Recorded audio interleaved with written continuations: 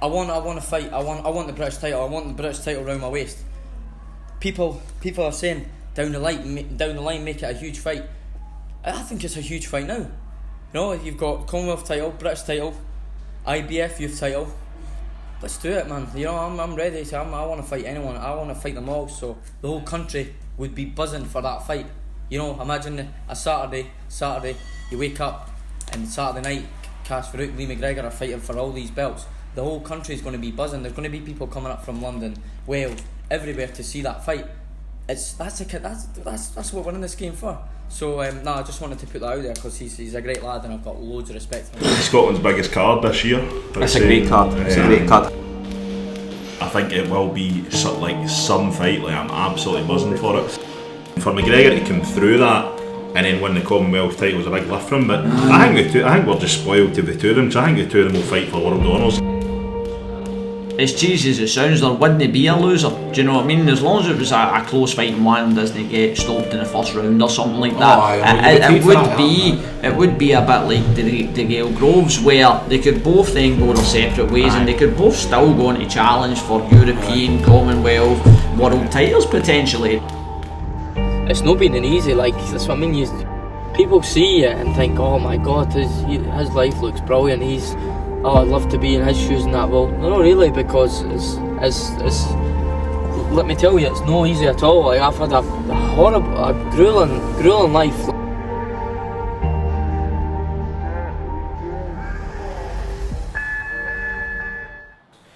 I lost my mum and I was down and I was absolutely broken. You know, of course you're going to be, but the family was just in bits. It was a horrible thing to go through, and I was obviously still having to train through this because I was going to the European Championships in June, and this was at the end of May, so it was just sat down and said, you know what, shall we take a step back, and there's plenty of opportunities to come, you know, and I thought the best thing for me to do is focus and put this heartache into my training, and I used it as motivation. And honest to God, I don't know, looking back now, I don't know how I done it, but I trained hard, got on with it, still travelled down to Sheffield, GB squad, training down there, back through Glasgow with the Scotland squad. I was just constantly travelling and training,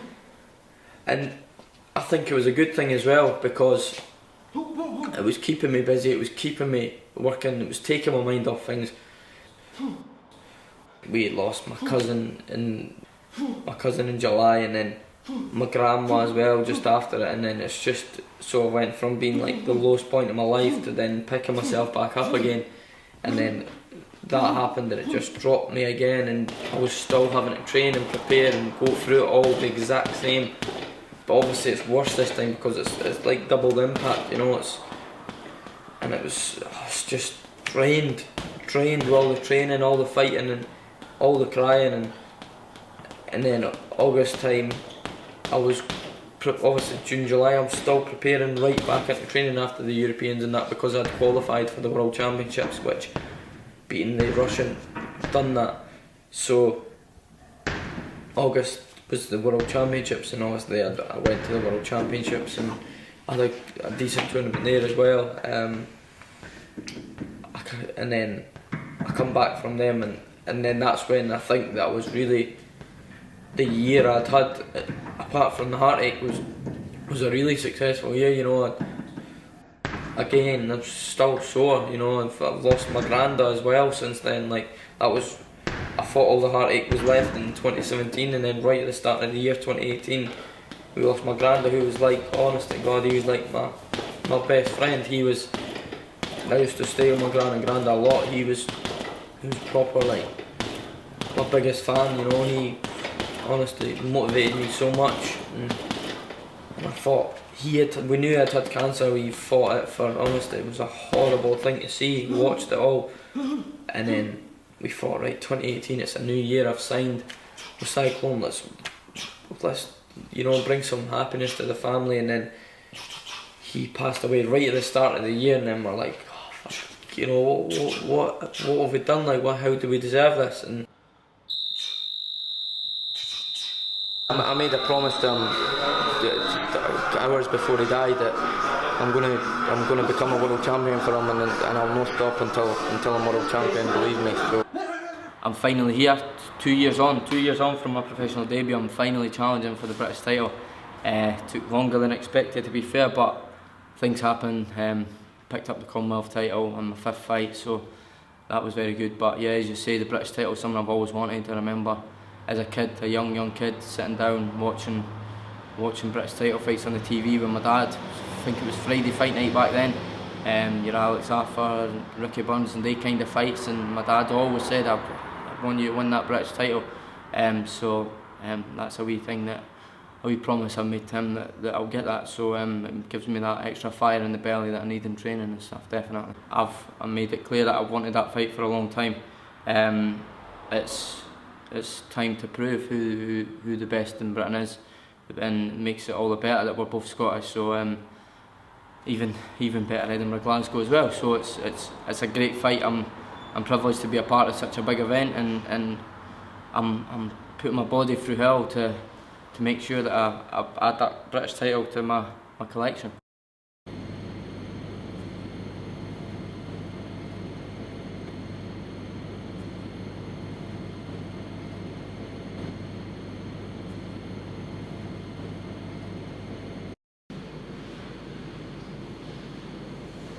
Lee's always wanted to fight for a British title. Obviously, it's a massive fight for Scotland. God, I can't remember 10 years ago since a big fight like this. Big arena, well, biggish arena. I've heard they sold the arena out. They've tried to extend the arena. They can't get bigger arenas, so massive fight. Lee sold 500 plus tickets, could have done 800-900. He just weren't allocated because the show had sold out. So that just shows you how big it is. Kash Farooq, very good fighter, like Lee is. They're very good friends. So it should make to be a good fight. Two good jealous styles as well. What boxing's all about for a coach, getting up for all these, getting your lads prepared. So obviously these always keep me busy, obviously, because I've got 8 lads, so I'm always in gym getting them ready. So we enjoy these big occasions like that. He were on GB with Dalton and Sonny, and obviously he's boxed Sonny in Tri-Nations a few years ago when we were younger. I was there actually. Dalton boxed on the same show, and they become good friends. And then obviously he always kept in touch when they left GB, and he turned over and he kept in touch with Sonny, and they all keep in touch. And then he were inquiring about coming up here, and he knew me before anyway.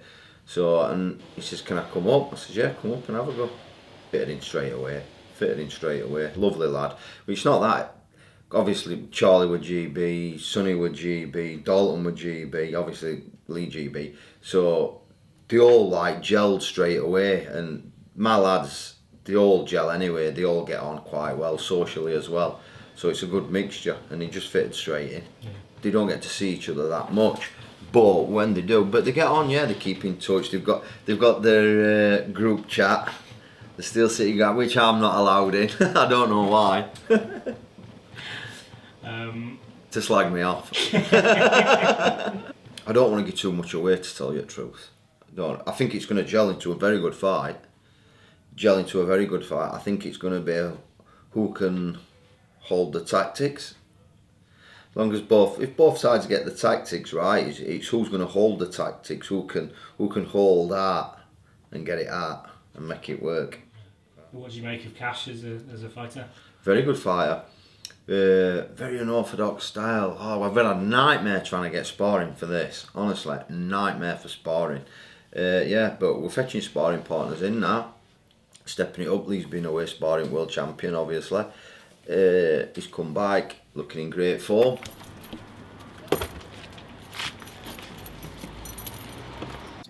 I first got into boxing when I was like, I've been involved in boxing like since a young age, but my first amateur fight was 2012. The only reason I was a bit later starting was because I was in the gym and all that throughout the years with my older brother Connor. He was the one that was doing the boxing. I was enjoying my football and that. I played with Livingston Pro Youth and stuff like that. But had bad, like, I've got a skin condition, psoriasis, so when I was younger I had really bad psoriasis, so boxing was kind of putting me off. I didn't really want to box, and so that's kind of why I never fought earlier. And then obviously I got to the age of 15 I was, and it kind of just got to the stage where I said I'm not letting this dictate my life, kind of thing. And I had my first fight, never looked back. And then as the years went by, obviously I matured, got older, got bigger and that, and I could handle stronger medication and stuff. So when I got older, since I've been turned about 18, 19 year old, basically since I turned professional, I was 19 when I turned pro, I think, or maybe 20, my skin's been really, really good through the medication and that I've been on. But my skin's been horrendous since I was 6, 7 year old. My dad used to have to plaster me in bandages, like head to toe in bandages. When I was younger, I was in agony. I used to cry myself to sleep. But then I just got to the stage where I said, you know what, this isn't stopping me from succeeding in life, and I've just kind of had to learn to live with it. Luckily now that I'm on better medication and that, my skin's good, I'm living a better life, I'm eating better, my diet's good, so like I'm clear. But it's not been an easy journey at all. But yeah, that's why I started a wee bit later, and I only had about 50 amateur fights if I'm lucky, which is not that many compared to some of the fighters I was competing at when I was amateur. I was going to the world championships and fighting guys at 300 odd fights and stuff. So yeah, I was kind of slow starter, but here I am now. I'm seeing it, it's crazy, and it's just, if I was to give a message to anyone younger and up and coming, any sort of advice, it would be like, keep working hard, because it happens with a click of fingers. Like, I got a memory on my Facebook the other day there, and it was a Facebook status that I posted saying something like good training session done or something, or good run done, loving training at the moment or something. One day I would love to be paid to be able to box, doing what I love. I would love that to be my job or something. And I got that memory popped up on my Facebook about the other day there, like 3 years ago.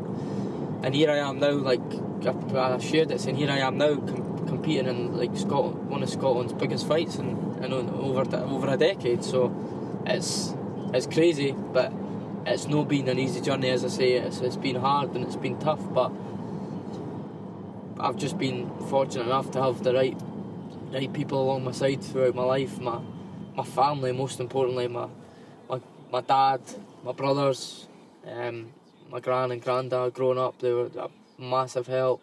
My mum, my grandma, every single person. And then I was blessed, obviously. I met Amber and her family 4 years ago, just over 4 years ago, and now we've got a baby girl and that. So it's crazy, like, how my life's panned out. But I wouldn't have changed one bit, even the bad that I've just told you about. I wouldn't have changed any of that, and that's why I'm here today, and that's why I am who I am. I was really, like, I used to always, like, try and hide it a lot, and I didn't really. I was always wearing, like, wintery clothes in the summer, and I was going to school, and PE. I'd hate to always try and pull out the PE just because I didn't like it. But I'm not saying, like, I had a hard time or I was bullied or anything like that. I wouldn't say that. It was more just me, myself. You could say embarrassed about it, but then as the years got on, like, I learned to deal with it, do you know what I mean? And I have, and thankfully now I'm 22 years old. I'm in a great position, and as I say, I wouldn't change any of it. It's one of these ones where you sort of look back sometimes as well, like, and just like. Yeah, you look back and I say to myself, like I sometimes feel like, you know, like, I feel like I want to give myself a pat on the back. Like, I think back and I see some of the states I used to be in, and I've still, like, managed to grind through it and get on with it. And I used to, it's crazy how I fought the way I used to fight in the amateurs. I used to be, like, cuts all over my body, and and I'm going into a fight, getting punched body shots and mad, but it's made me the fighter I am today, and everything happens for a reason. And yeah, that's where I am now, and I look back and I'm grateful to be where I am, and I wouldn't. It's the way it's the way I am. It's the way I've been brought up, and I've been brought up, and I've had to deal with it, and that's it. Yeah. If you weren't a boxer, what do you reckon you would be doing? If I wasn't boxing, I probably would have had a good crack at football. I was always on the small side when I was younger, and so that was a wee bit of my downfall. But the talent was there. I was picked up by good pro youth teams, and I could have probably really done something, but it got to the stage where I couldn't do both. I had to do one or the other, and I just felt like boxing was more for me. I preferred that. It was just me, no one else. The football team, you can rely on other players. It's me that's getting in there. It's me that's doing the job. So that's what I like about it. I've got no one to blame. It's up to me, and so I went with the boxing, and thank God it's paid off so far anyway. Do you watch Lee's fights? Yeah, I do. I like to watch it because I like to know he's safe. People tell me, oh, would you not like to just stay at home and Maddy and then find out the result after? But I can't. I just need to see everything that's going on and know that he's okay. She hates not knowing what's going on.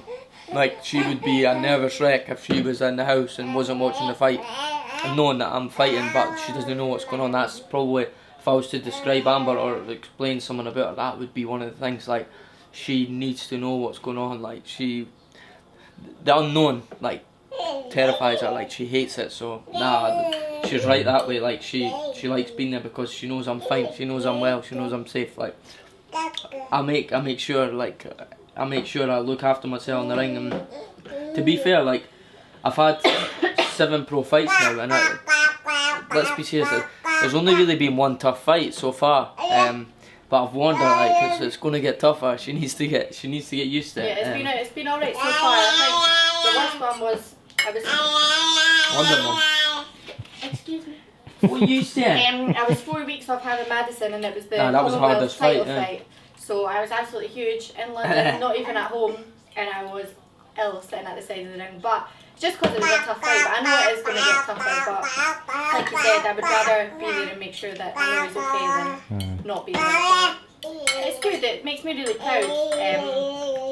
I do enjoy it, and I do get really excited to watch, and yeah, like I said, it just makes me so proud. I've always got a tear in my eye when he wins. I'm trying to sweet talk her into letting Madison come to one of the fights, but it's not happening. Definitely not. She's too sensitive for that. Are you? What are you shouting at? Eh? You want to be heard? She's awful, honestly, she's mad. You crazy? So, hiya. Hiya. Nom. What's this? Maddy. Hiya. Hiya. Tata.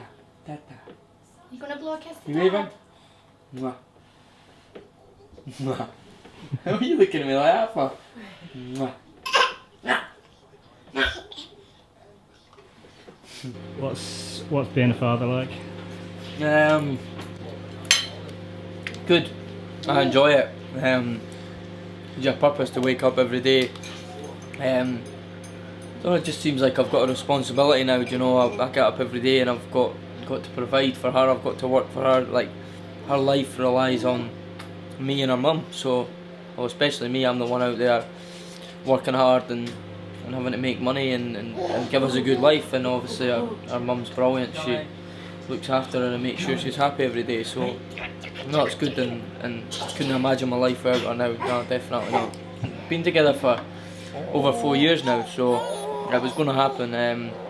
We just thought things happen for reasons, and obviously with the year I had in 2017 and then 2018 the start of losing my grand. Every time we were losing someone, it was my 2 older brothers. They brought a baby, it was like it was someone that was happening for a reason to keep us going, you know, when we're feeling down and going through all that badness. We had somebody pick us up and keep us going, and I believe that it's the same with Maddy. We found out we were expecting just after my granda passed, so it's going from feeling down and absolutely heartbroken to having some joy and something to look forward to. So it's been a blessing for me since she's come, definitely. What's the most difficult part of being a parent? But do you know something? We've been quite lucky. Like, she is an absolute angel. Like, she's really, really good. You see, some kids are nightmares and don't sleep at night, and the mum and dad's up. But like, we've been really, really lucky. Like, she is amazing in every single way. She would still be amazing in every single way if she kept me up all night. But it's even better that she's brilliant at nights. Like, genuinely, I don't know. I don't know what is the hardest part about it. I love every single part about it. From like everything about it, changing the dirty nappies, getting woke up at night now and again, like it's protecting your food. That's probably the hardest thing. Keeping her away from my food. Shall we pig? Your mum and your granddad didn't get to meet her. Yeah, I was speaking about that to Amber the other day, that well, her granddad as well, like she's not got a great grand. She has got a great granddad, one. It's Amber's granddad, but he's got like dementia. He has done for how long, Amber? Over 15, 16 years. 15, 16 years. So he doesn't know her. He can't speak to her, and we were saying that when we were in visiting him the other day. Like, we wish they were here. We wish they could see her. Like, she would love them. They would love her. It's heartbreaking. It is. It really is. But it's someone we've got to deal with. I'm lucky enough that she's got a great gran and granddad on Amber's side. She's got a great granddad. I'm not saying great as in like great. I'm saying a very good granddad on my side. My dad loves her to bits. She loves him to bits. It's the same with her mum and dad. Like, the grandparents, my gran, her great gran, and it's the same. She's got great grands as well. So she's so loved, and she's got a good family around her, and she's going to have a good life. But it's tough. It's tough that my mum never ever got to meet my kid.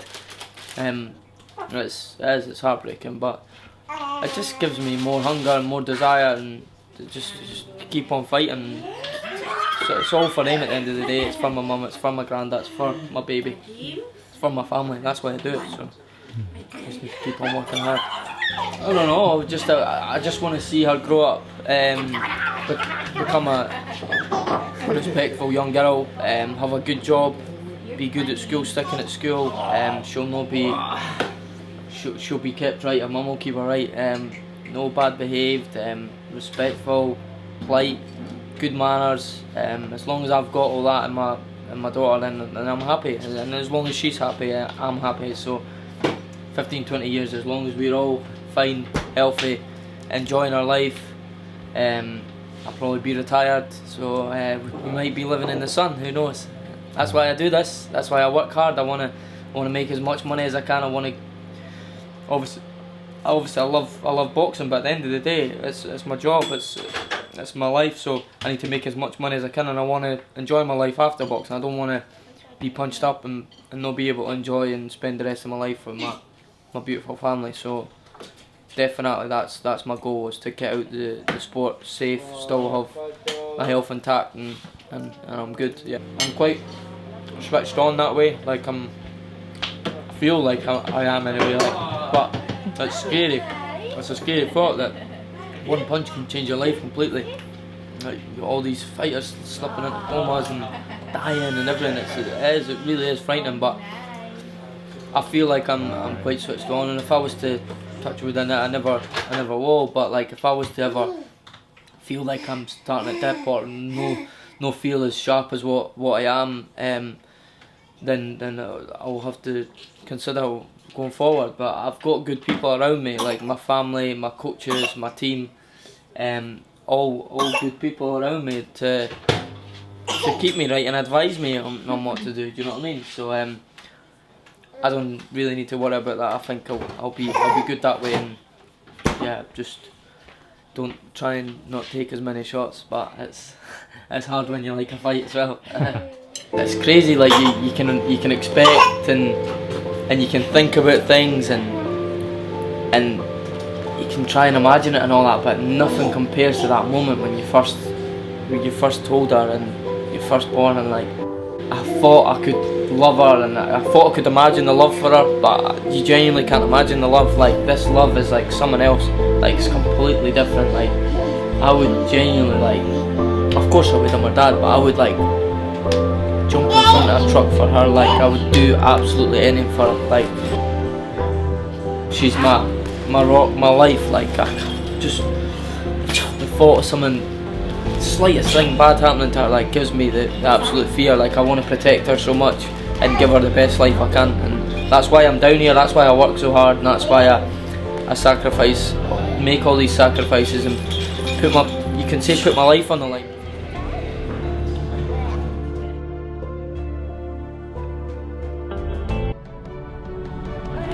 Everyone will see that I'll be in the best shape of my life, and I will leave no stone unturned. I just want to stick a big rucksack on my back, fill it up with bricks and just start running up mountains. That's the mentality I've got for this fight. But yeah, I just need to do the right things at the right time, and I'm lucky enough to have the right people around me to keep me right.